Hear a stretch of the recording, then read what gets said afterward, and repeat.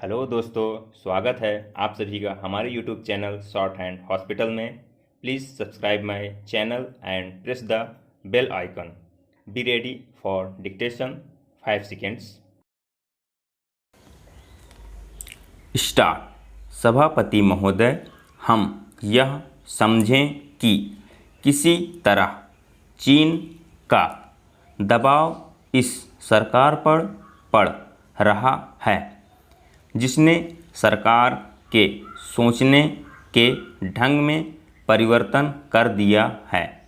मैं गृह मंत्री से विशेष रूप से यह कहना चाहता हूं कि सरदार पटेल जिस जगह पर बैठे थे, आज आप उसी जगह पर बैठे हुए हैं और राष्ट्र की आंतरिक सुरक्षा का भार आपके कंधों पर है। इस प्रकार के प्रकाशन सरकार की दुर्बलता के सूचक हैं। दूसरी बात मैं सांप्रदायिक दंगों के संबंध में कहना चाहता हूँ। इन सांप्रदायिक दंगों से निश्चय ही हमारे देश की जो आंतरिक स्थिति है वह बिगड़ती जा रही है।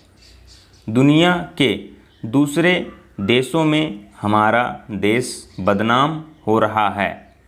सबसे पहले मैं गृह मंत्री महोदय से कहना चाहता हूं कि अब जितने सांप्रदायिक दंगे हमारे देश में स्वतंत्रता के बाद हुए, गृह मंत्रालय इस बात की जानकारी ले कि इनका प्रारंभ कहां से होता है और कौन उनको प्रारंभ करता है। अगर इस देश का बहुमत उनको प्रारंभ करता है, तब तो मेरा कहना यह है कि बड़ी कड़ाई के साथ उन पर काबू किया जाना चाहिए।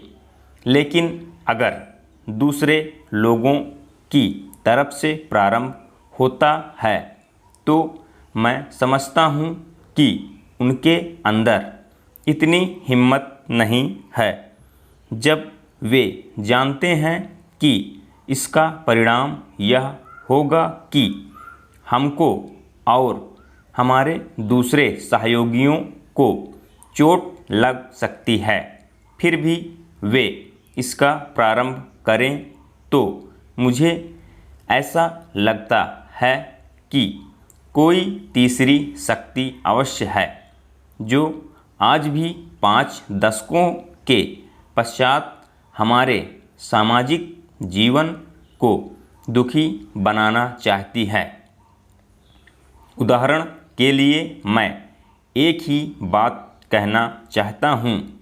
पहले गृह मंत्रालय जब अपनी वार्षिक रिपोर्ट प्रकाशित करता था, तब उसमें बतलाया जाता था कि हमारे देश में दुनिया के किस किस देश के कितने नागरिक रह रहे हैं। लेकिन अब शायद जानबूझकर गृह मंत्रालय ने अपनी कमी को छिपाने के लिए इन आंकड़ों को देना बंद कर दिया है। लेकिन फिर भी प्रश्नों के उत्तर में कभी कभी कुछ इस प्रकार के आंकड़े सामने आते हैं।